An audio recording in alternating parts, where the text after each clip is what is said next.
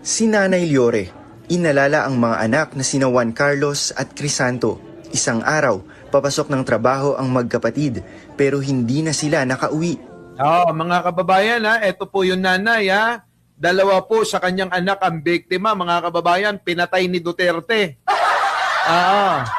Mga kababayan, wala hong mabuting tao na mamamatay tao.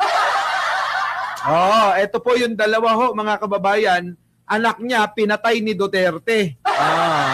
Ito. At sa halip ay natagpo ang tadtad ng bala ang kanilang katawan. Nako! Si Shira Escudero, hindi malimutan ang kanyang 18 anyos na kapatid na duguan at balot ng packaging tape. Grabe, Ngayon, no? parehong advocates na si Wala sa mga DDS yan! Wala silang pakialam sa kapwa nila. Hanggat hindi nila nararanasan na mamatayan.